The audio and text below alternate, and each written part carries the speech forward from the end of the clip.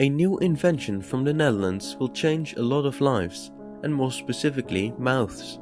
Scientists have been working on 3D printed teeth that are capable of killing 99% of the bacteria that come in contact with them. The team embedded what's called antimicrobial quaternary ammonium salts inside an already existing dental resin. The salts were positively charged, which led to them disrupting the negatively charged bacterial membranes and ultimately causing the bacteria to die. After creating the resin-salt mix, they proceed to place it into a 3D printer, where UV light hardens the substance after it's printed into teeth. It's going to take a bit of testing, but the team is moving forward to see if this invention can soon be given to human patients. Alien life found?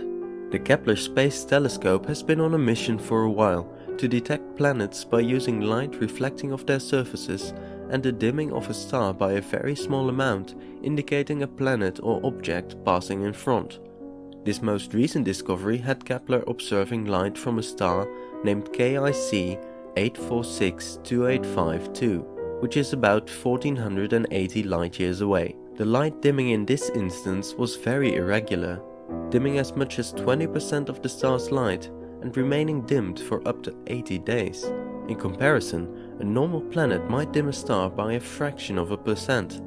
There aren't many known phenomena that could cause such an event. Therefore, many wild theories have been brought forward in an effort to explain it. The leading theory was that a large cluster of dust and rocks was somehow circulating the star in a way never before seen. A wildly more interesting theory is that what we're seeing is actually an alien megastructure. We aren't really sure whether alien life is to blame or mass amounts of space rock. A rock cluster of that size with no infrared signature is about on the same level of unbelievability as is alien life.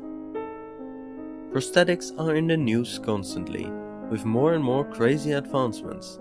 A team of Stanford engineers led by Professor Zenon Bao have recently created a flexible skin-like material that has been able to detect pressure and also transmit a signal to a component of the nervous system. In other words, skin that can feel pressure. The skin is made up out of 2 plastic layers, with the top capable of detecting pressure sensation, while the bottom layer gathers the data and sends it to the nerve cells.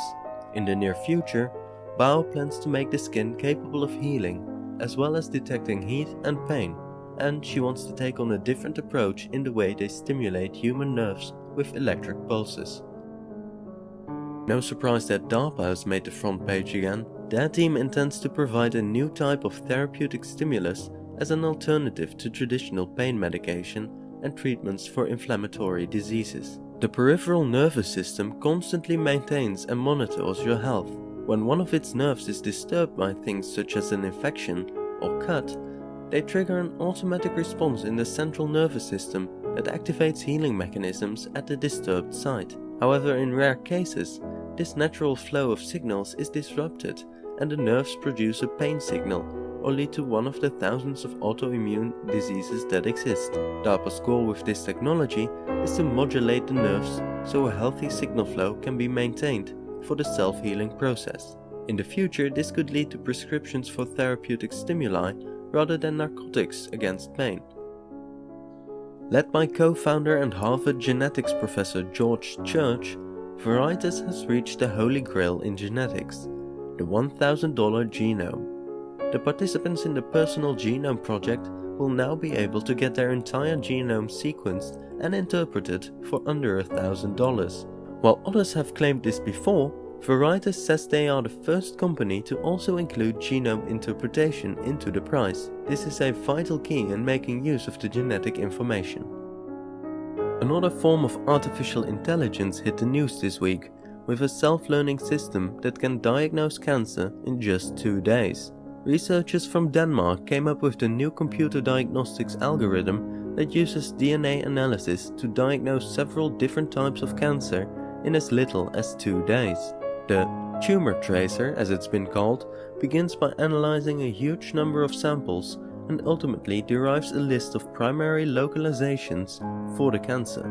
As of now, the tumor tracer has been performing with an 85% success rate, which means the other 15% of people just get a free scare, as if we hadn't had enough free scares with Halloween just happening. The team believes this early detection system can dramatically increase the patient's chance to full recovery, as the time it takes for the computer to sequence will continue to decrease as technology progresses.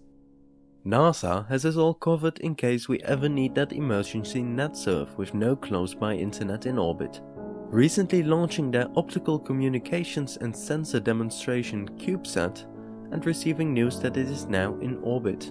This is only the first step, but NASA plans to transmit broadband throughout space, and although it won't replace the current communications network, the CubeSat has the potential of providing internet speeds of up to 200 megabytes per second and open up much faster transfers between Earth and space. Artificial atoms have the tendency to break apart due to their instability. Scientists from Chalmers University of Technology have been able to extend the lifetime of an artificial atom by 10 times, allowing it to remain charged much longer. They achieved this by placing the artificial atom in front of a short circuit which acted as a mirror. The distance between the atom and the mirror affects how long the atom lives.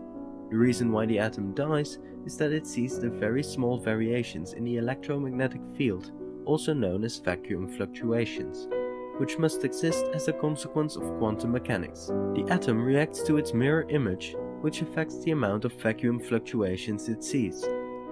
That was it for this week. More Science FTW every Monday and Future 5 every Wednesday. Thank you for liking and commenting. See you next week.